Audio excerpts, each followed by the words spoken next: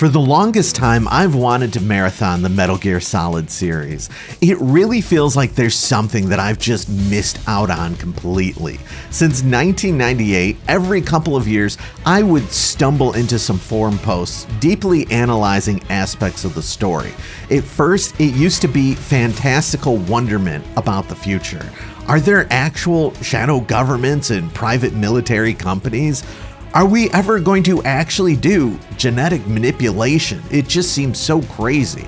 And now, as conspiratorial as it once felt, here we are with algorithmic curation of data, the insanity of fake news, the war over what the term fake news even means, who's wielding it, and of course, data manipulation.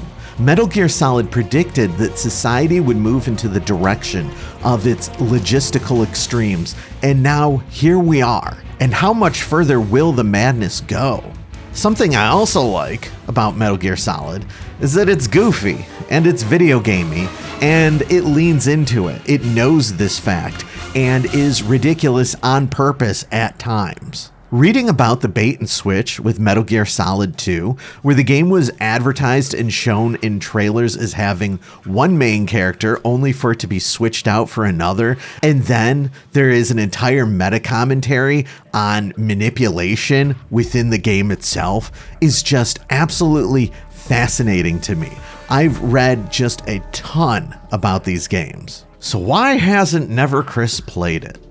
In the late 1990s, I was really only into deep diving into a few games each year. When it came to my nerd hobbies, in addition to everything else, I spent a lot of time just arguing online. What I find fascinating, and it's something that I never see referenced anymore, is how Metal Gear Solid actually had a lot of backlash from some longtime video game fans because it was seen as an indication that video games were moving away from emphasizing gameplay and instead just focusing on cinematics in order to move sales.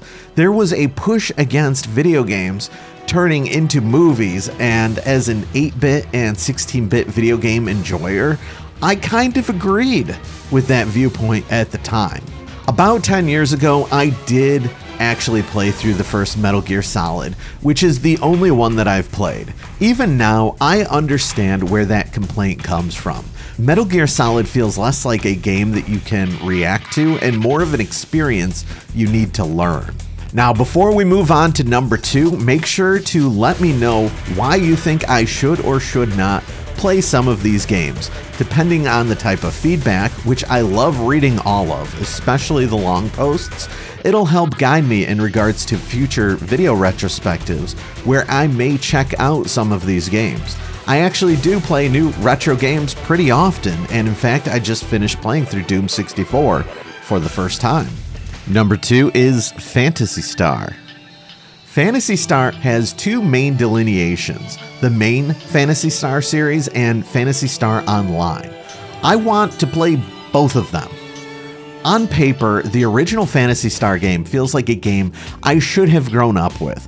As a child, I loved the 1980s anime fantasy aesthetic, even though I had no clue what that actually was. My older brother had a Sega Master System, which I later inherited, and had titles like Quartet, Goldvelius, and Wonder Boy 3: The Dragon's Trap. I also love Star Wars, the concepts of Star Trek, though I rarely ever actually saw it, and the idea of putting dragons into an outer space sci-fi is exactly what I would have wanted in a story back then when I was so young. The Phantasy Star series spans centuries in a lore-rich environment. This game should have been right up my alley. Phantasy Star Online, though a major departure from the base series, still kept the 80s anime aesthetic, kind of similar to Xenoblade Chronicles today, actually. Teaming up with others for instances at the beginning of online role-playing is exactly what I was wanting to do at that time.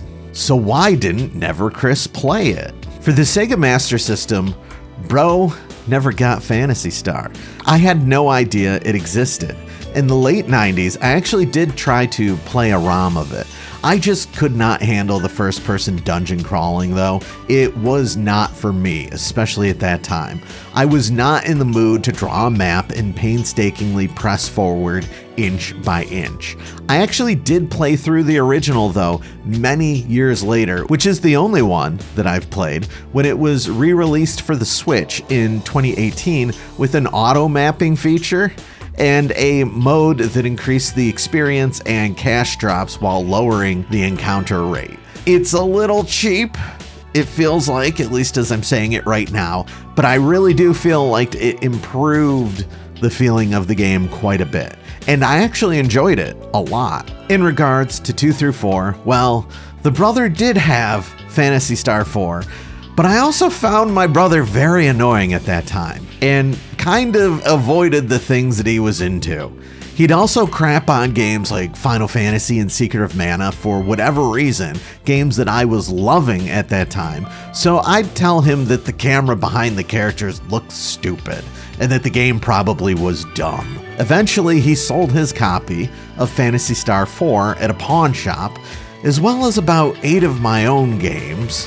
Thanks, Mike. So it didn't really sit around in the family either for me to play at a later point in time. With Phantasy Star Online, I would have loved to play the Dreamcast version, but I never had the chance. As a kid, for all of my dad's nerdy tendencies, he was extremely resistant into letting me get into MMORPGs. Knowing myself at that time, this was probably also for the best, in retrospect. I was also pretty hyped for Phantasy Star Online 2 when it was first announced. However, it was then released in Japan in 2012 and didn't come out in the US until 2020, when I was no longer allowing myself to get sucked into online games, at least not these types of games. Today, people don't seem to be too hot on Phantasy Star Online anymore. I'm really not sure why, because I feel like when the Japanese version came out, there were tons of guides for how English speakers could play it and how to patch the game into English unofficially. However, I just don't see any of that buzz anymore. Before we move on to number 3, make sure to like this video and subscribe for more amazing content. Number 3 is... Alright, this is a little bit silly, but stick with me here. DuckTales. Disney's DuckTales. 1989 kicked off the close partnership between Disney and Capcom. While licensed video games, especially those based on random cartoons, have always been known for being terrible, especially in the 8 and 16-bit days, Capcom's offerings were usually a bit different. Capcom is and was a real video game company. DuckTales is a legitimate adventure and platforming video game with many key people from the Mega Man franchise, which I love, including Tokuro Fujiwara as a producer, Kenji Inafune as character designer, and Yoshihiro Sakaguchi as sound programmer. A lot of what's written online suggests that the Mega Man engine was actually used to create this game, which in watching the footage makes sense. You even get to pick your own stage order. And of course, yes, the moon theme is amazing, and I've heard it a lot. I do love it too. There's also a sequel released in 1993 as DuckTales 2. I'd love to check that out, although the game does not get nearly the same amount of attention. And I'm really curious why. Why didn't Never Chris play this? Back in 1989, I wasn't really doing the Capcom math in figuring out which licensed games I actually needed to play. Back then, I commonly read video game magazines, and I learned pretty early on to stay away from anything based on an established property. Also, I had a bit of a love-hate relationship with DuckTales. Now, we all fondly look back on the show and reminisce as we sing the theme song, but was it ever actually good?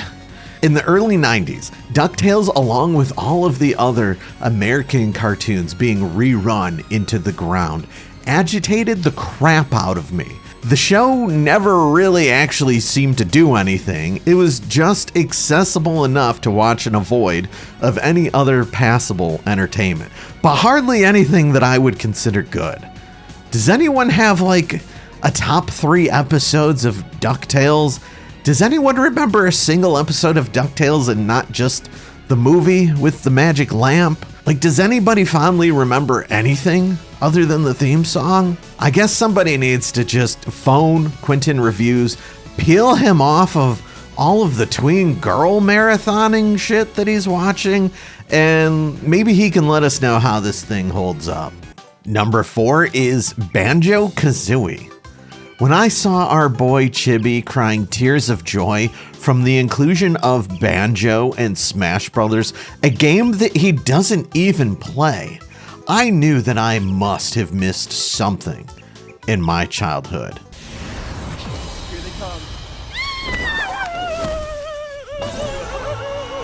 Oh my god! Oh my god! Banjo-Kazooie, as well as its sequel Banjo-Tooie, are well-beloved 3D platforming games, a genre that I would love to make a comeback someday. Hey, I even played Knack for the PS4 to try to recapture some of those good old days. I even enjoyed that game, so I'd really like to see what all the hubbub is about with Banjo-Kazooie. Why didn't Never Chris play it?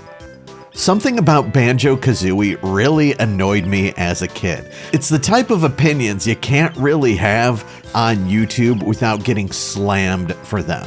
I just could not be bothered to play more than 30 minutes at that time. The bear seemed kind of dumb, the moveset felt limited compared to Mario 64, and the world felt empty. This is actually a big issue I had with a lot of Nintendo 64 games at the time. There were a lot of big open lands, fields that you had to traverse through, and it felt like they were only there because 3D adventure gaming was new, and it was something that they could do. I never really gave these games a proper chance though, but I would like to someday. I did play the third game, technically Nuts and Bolts, which I loved, but that game is hardly considered a traditional Banjo-Kazooie game. Fifth and final is Grandia, especially Grandia 1 and 2. To me, I've always felt like there was a spiritual connection between what Falcom was doing in pushing character-driven RPGs, particularly with the Legend of Heroes franchise starting in 1989, and what Game Arts started to do with the Lunar series back in 1992. It felt like these games, and a few others, were all part of an ecosystem that I largely missed back in its heyday, with the exception of the original Lunar game when it was released to the Sega CD in the US in 1993. A lot of the second string in JRPGs also sadly just went untranslated. These are the games that fascinate me the most. I finally played through the first two Suikoden games earlier this year in the remaster release, and they were just incredible. Grandia should definitely be right up my alley. Why didn't Never Chris play it? In 1997, when Grandia came out, so did Final Fantasy VII. 1998 brought Final Fantasy Tactics. At this time, I wasn't exactly looking for the obscure RPGs that others might have missed. I was missing them too. Now, it's just a matter of deciding on when to play it. 2 years back, I played through the Sega CD version of the first Lunar game. Then, a year ago, I played Lunar 2 Eternal Blue Complete for the PS1 for the first time. I was thinking about playing at least Grandia 1 this year, although I'm not sure if I'll be able to get to it. For my JRPG fix, I actually just started Eiyuden Chronicle, which I might be at for a while. Has anyone else played that game? So that's my list. If you have the time, I'd love to hear all about any classic or semi-classic games that you missed that you want to play. Again, based on the feedback I get and whether or not people can get me hyped even, this could encourage future videos from me as well. Thanks for watching, subscribe, and I'll see you next time.